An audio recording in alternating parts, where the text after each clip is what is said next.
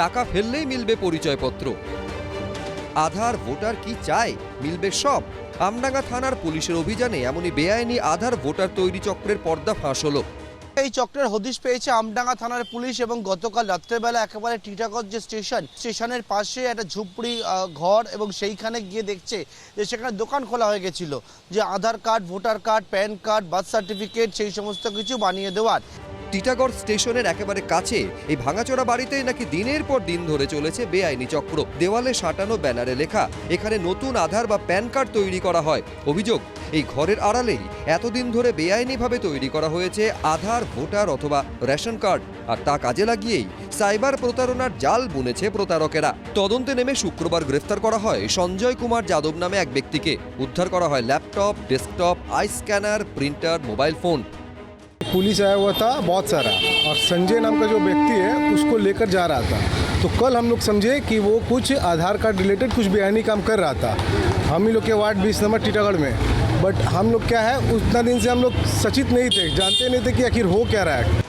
কিন্তু কিভাবে সামনে এলো এই চক্র? পুলিশ সূত্রে দাবি, মে মাসে আমডাঙ্গা থানায় সাইবার প্রতারণার একটি অভিযোগ হয়। সেই মামলার তদন্তে নেমে পুলিশ জানতে পারে যারা প্রতারিত হয়েছেন তাদের অ্যাকাউন্ট থেকে বিভিন্ন অ্যাকাউন্টে টাকা গেছে। এরপর সেই অ্যাকাউন্টের সূত্র ধরেই বেআইনিভাবে আধার কার্ড তৈরির বিষয়টি সামনে আসে। অভিযোগ, এই বেআইনিভাবে তৈরি আধার কার্ড ব্যবহার করেই খোলা হয় ব্যাংক অ্যাকাউন্ট। সেখানেই প্রতারণার টাকা ঢোকার পর তুলে নেওয়া হচ্ছিল। যে ব্যক্তির নামেই আধার কার্ডটি রয়েছে সেই ব্যক্তির যে ঠিকানায় আধার কার্ড খোলা হয়েছে এবং যার পরিপ্রেক্ষিতে হচ্ছে ব্যাংক অ্যাকাউন্ট খুলে সেখানে হচ্ছে প্রতারণার টাকা ঢুকছে এবং সেই টাকা উইথড্রল হয়ে যাচ্ছে, এবং সেই জায়গায় গিয়ে দেখা যাচ্ছে যে ঠিকানা সেই ঠিকানা হচ্ছে ভুয়ো, এবং সেই আধার কার্ড হচ্ছে ইস্যু বিভিন্ন জায়গায় যাচ্ছে এবং সেইখান থেকে হচ্ছে যে এইরকম অনৈতিক নানা কারবারের সঙ্গে যুক্ত হচ্ছে। পুলিশ সূত্রে খবর, সাইবার প্রতারণা মামলায় 3 জনকে গ্রেফতার করে জেরার পর এই চক্রের হদিশ মেলে। পার্থপ্রতিম ঘোষ, সমীরণ পাল, এবিপি আনন্দ। আমরা যাদবপুরের ভিতরে এবং বাইরে জাতীয়তাবাদকে প্রতিষ্ঠা করবই। বুধবার রাতে বাম ছাত্র সংগঠনের সদস্যদের সঙ্গে আরএসএস এর ছাত্র সংগঠন এবিভিপি সদস্যদের সংঘর্ষে অগ্নিগর্ভের চেহারা নেয় যাদবপুর বিশ্ববিদ্যালয় ক্যাম্পাস। সেই ঘটনায় শনিবার প্রথম মুখ খুললেন মুখ্যমন্ত্রী শুভেন্দু অধিকারী। যাদবপুরে জানেন বন্দে মাতরম বলতে দেওয়া হয় না, যাদবপুরে জানেন জাতীয় পতাকা ওঠে না, যাদবপুরে জানেন শিক্ষা দপ্তরকে ঢুকতে দেওয়া হয় না, যাদবপুরে জানেন সিসিটিভি লাগাতে দেওয়া হয় না, যাদবপুরে এক শ্রেণীর টুকরে টুকরে গ্যাং, এক শ্রেণীর জিহাদি, যারা রাষ্ট্রবিরোধী, যারা 26শে জানুয়ারি 15ই আগস্ট পালন করে না, যারা ওখানে এসএফআই করে তাদের সাথে আমাদেরও অনেক লড়াই আছে। আমাদের সঙ্গে আমাদেরকেও এসএফআই মেরেছে। আমরা যখন তৃণমূল ছাত্র পরিষদ করতাম, কিন্তু তাই বলে একটা শিক্ষা প্রতিষ্ঠানে বাইরে থেকে লোক নিয়ে গিয়ে সেখানে নন্দলাল বসুর মাঠ ভেঙে দেওয়া হবে, তার শিল্প সৃষ্টি ভেঙে দেওয়া হবে, সেখানে বাইরের লোকেরা গিয়ে কলেজের স্টুডেন্ট, ইউনিভার্সিটির স্টুডেন্টদের মারবে। বিজেপির যে এমএলএ যাদবপুরে তিনি বলছেন সারা রাত তাণ্ডব করব। এটাকে যদি এন্ডোর্স করা হয় তাহলে শিক্ষাক্ষেত্রে ওরা নৈরাজ্য আনতে চাইছে।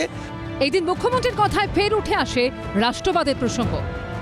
এই সরকার ডক্টর শ্যামাপ্রসাদ মুখার্জির স্বপ্ন নিয়ে এসেছে, তার স্বপ্নকে পূরণ করার জন্য এসেছে।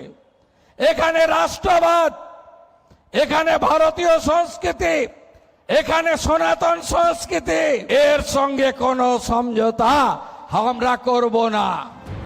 ভবানীপুরের পর রাসবিহারীতে নেতাজি সেবা কেন্দ্রের উদ্বোধনে গিয়ে ফের যাদবপুর কাণ্ডের প্রসঙ্গে কঠোর অবস্থানের কথা বলেন মুখ্যমন্ত্রী। তখন পাশেই ছিলেন অর্থমন্ত্রী স্বপন দাশগুপ্ত। জাতীয়তাবাদ প্রতিষ্ঠা করতে হবে শিক্ষা প্রতিষ্ঠানে, শিক্ষাঙ্গনে, শিক্ষার পরিবেশ যেমন বজায় রাখতে হবে, সেটা আমাদের অগ্রাধিকার। সাথে সাথে জাতীয়তাবাদকেও প্রতিষ্ঠা করতে হবে। টুকরে টুকরে গ্যাং, জিহাদি গোষ্ঠী,